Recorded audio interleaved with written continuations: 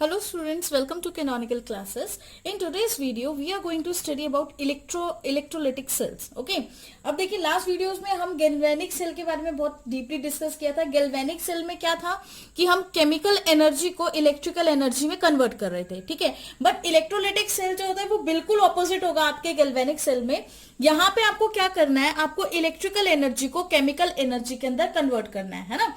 इन sales के अंदर हम एक्सटर्नली इलेक्ट्रिसिटी प्रोवाइड करते हैं और ड्यू टू विच एक रिडॉक्स रिएक्शन होगी.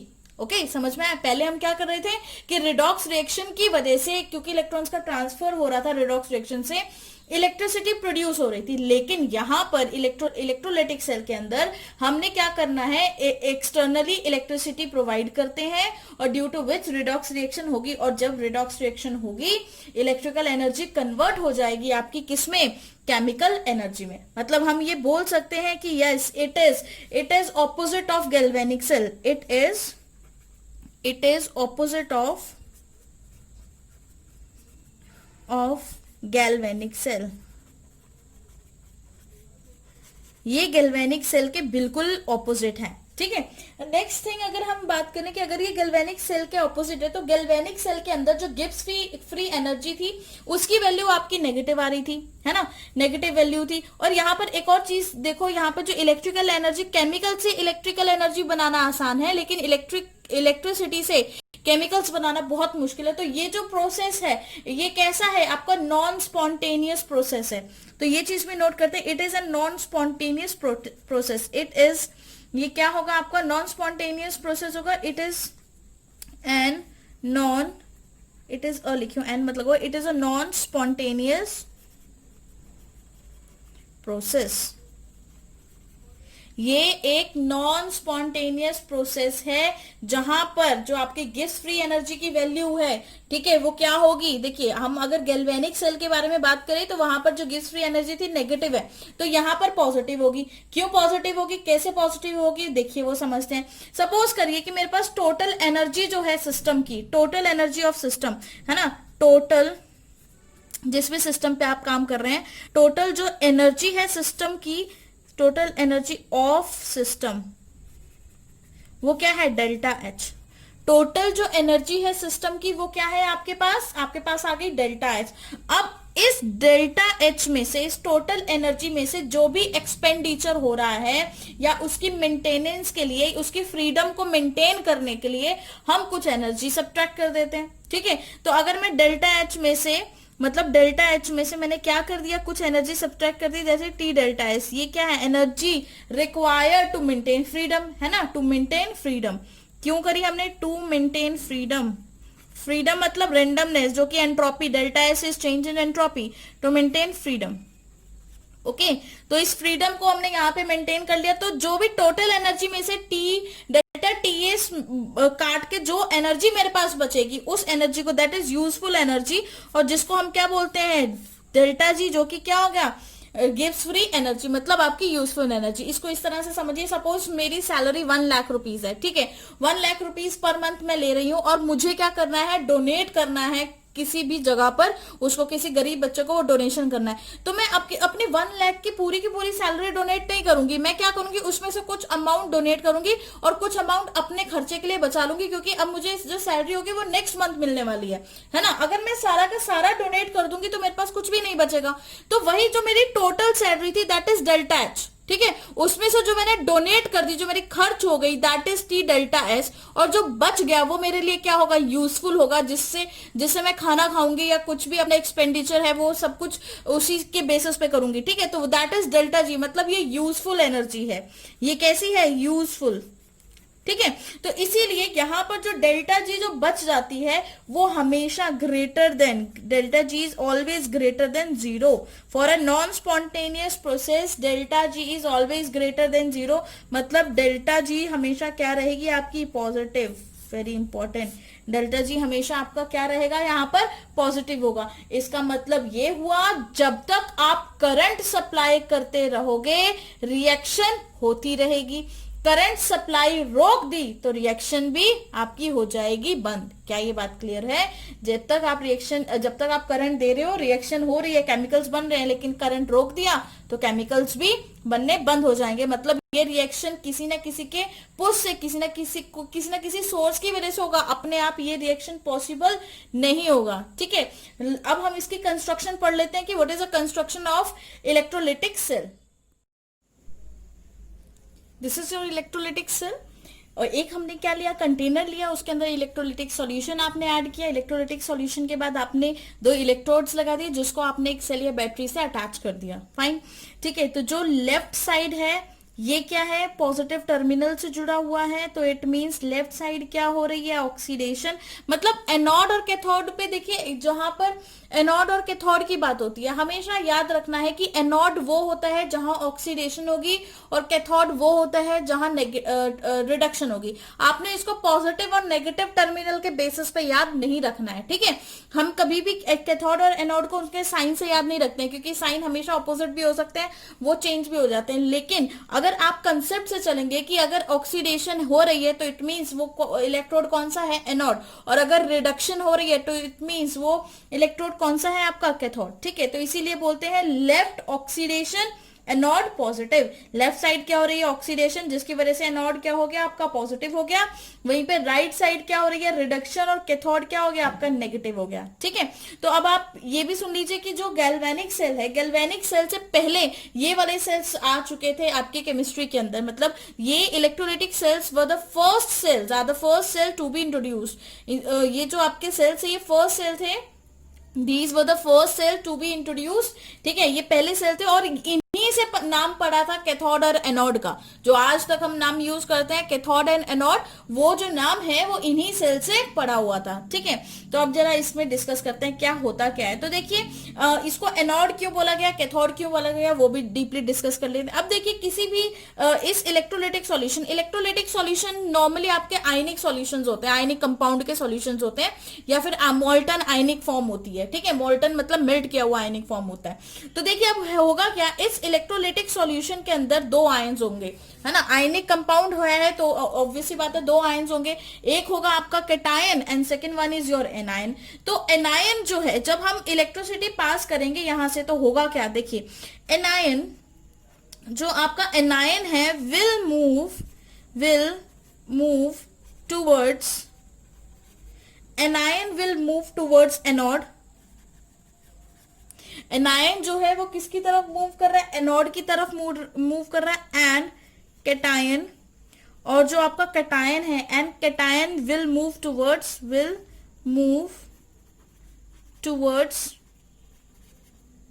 कैथोड।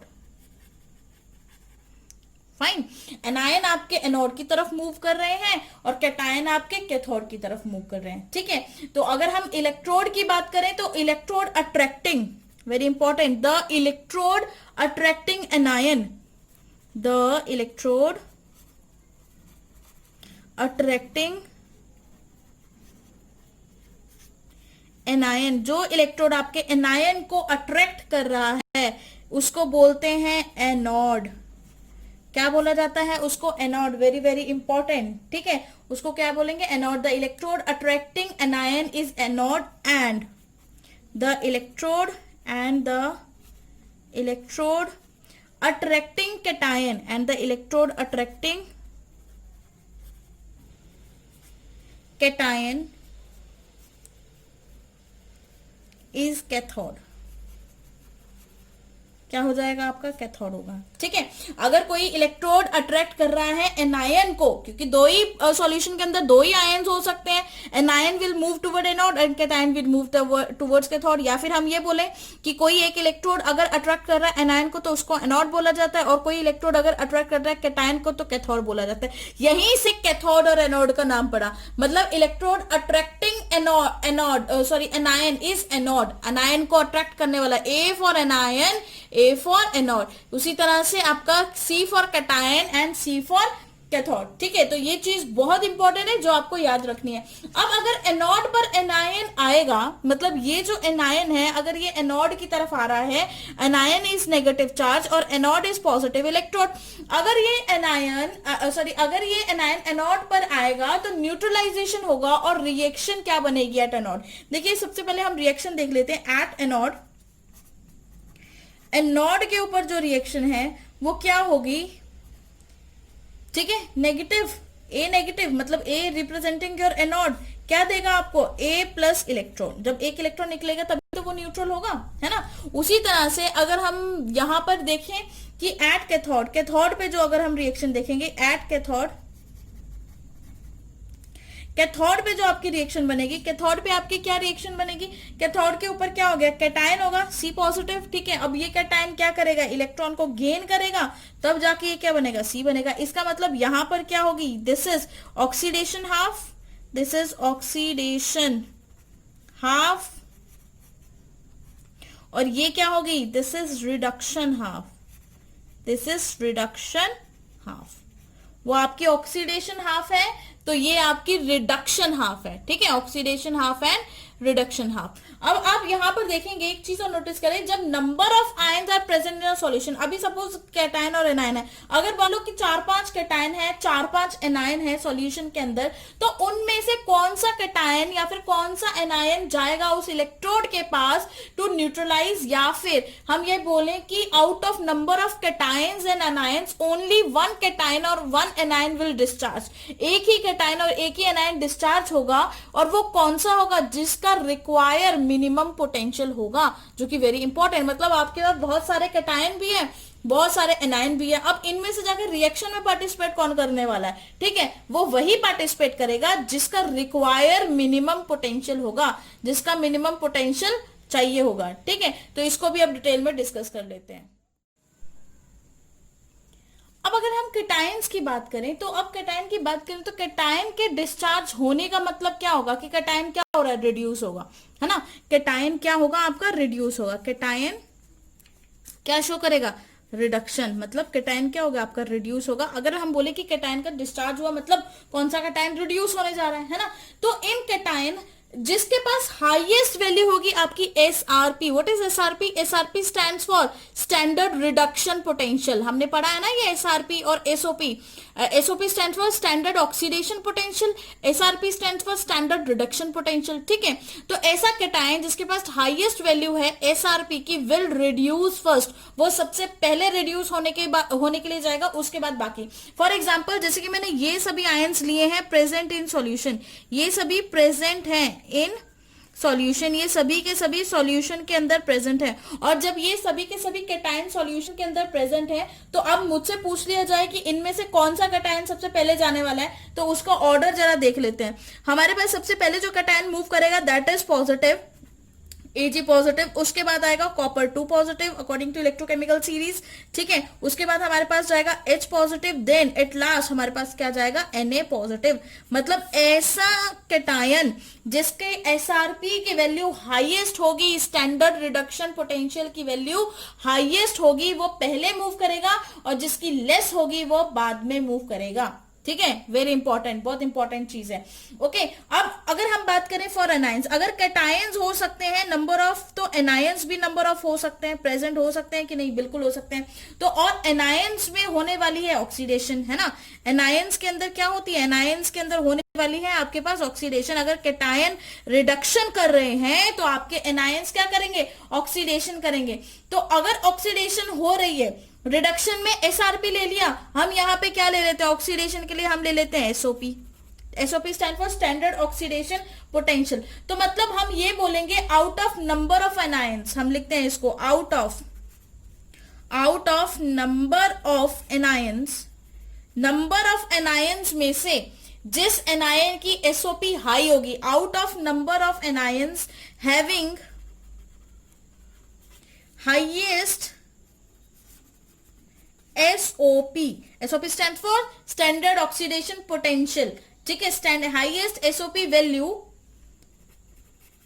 ठीक है, विल बी डिस्चार्ज फर्स्ट, है ना। उसका क्या हो गया, will be oxidise first, will be oxidise first, उसको हम पहले ऑक्सीडाइज करेंगे। या फिर क्योंकि यहाँ पे हम एसआरपी यूज कर रहे हैं तो यहाँ पे एसओपी यूज कर रहे हैं, तो वो कंफ्यूजन ना हो तो हम इसको ऐसे भी बोल सकते हैं कि वो ऑक्सीडाइज पहले होगा जिसके पास क्या होगा, मिनिमम एसआरपी, और इसको लिख सकते हैं और मिनिमम एसआरपी, जो कि बहुत इंपॉर्टेंट है। ठीक है, आप बस एक चीज याद रखिए, एसआरपी याद रखिए, कैटायंस में एसआरपी ज्यादा है वही रिड्यूस करेगा, एनायंस में जिसकी एसआरपी कम है, जिसकी स्टैंडर्ड रिडक्शन पोटेंशियल की वैल्यू कम है, वो क्या हो जाएगा, आपका ऑक्सीडाइज हो जाएगा। क्लियर है ये बात? ठीक है, तो जिसका ऑक्सीडेशन पोटेंशियल मैक्सिमम होगा वो सबसे पहले वही ऑक्सीडाइज होगा, या हम बोले जिसकी रिडक्शन पोटेंशियल सबसे कम होगा वो वहां पे क्या होगा, हाईएस्ट ऑक्सीडाइज हो जाएगा। ओके, अब सपोज मेरे पास जैसे मैंने इसका एग्जांपल लिया था वैसे कुछ एनाइंस का एग्जांपल ले लेते हैं। सपोज मेरे पास क्लोरीन नेगेटिव है, Br नेगेटिव है, ठीक है, हमारे पास OH नेगेटिव है, हमारे पास SO4 पावर 2 नेगेटिव मतलब सल्फेट नेगेटिव है, या हम आयोडीन नेगेटिव ले लें। तो मेरे पास ये नंबर ऑफ एनायंस है, ये सभी number of anions are present in solution, these are present in solution. ये किस में प्रेजेंट है, आपके सॉल्यूशन के अंदर प्रेजेंट है। अगर ये आपके सॉल्यूशन के अंदर प्रेजेंट है तो सबसे पहले कौन डिस्चार्ज होने वाला है, तो सबसे पहले डिस्चार्ज होने वाला है according to electrochemical series I negative, क्योंकि इसकी एसआरपी सबसे मिनिमम होगी इन सभी आयंस में से। ठीक है, उसके बाद आएगा आपका Br negative, then Cl negative, उसके बाद further moving to OH negative, and at last क्या होगा, SO4 पावर 2 नेगेटिव, जो कि बहुत ही ज्यादा इंपॉर्टेंट बात है। ठीक है, वेरी वेरी इंपॉर्टेंट। तो यहाँ पे कौन सबसे पहले डिस्चार्ज हो रहा है, आपका iodine.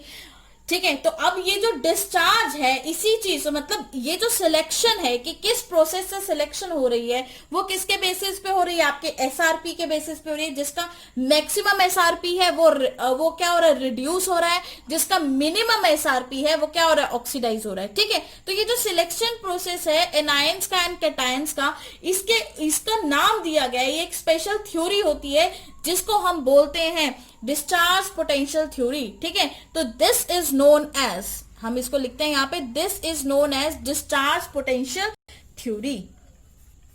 This is known as discharge potential theory. इस थ्योरी को किस नाम से जाना जाता है, इस थ्योरी को नाम से जाना जाता है discharge potential theory. Discharge potential theory मतलब किस आयन का इतना पोटेंशियल है कि वो क्या हो सके, डिस्चार्ज हो सके। ठीक है, तो वैसे ही कैटायन के अंदर एसआरपी हाई होगी तो वो डिस्चार्ज हो जाएगा, वैसे ही एनायन के अंदर एसआरपी कम होगी तो वो क्या हो जाएगा, वो भी डिस्चार्ज हो जाएगा।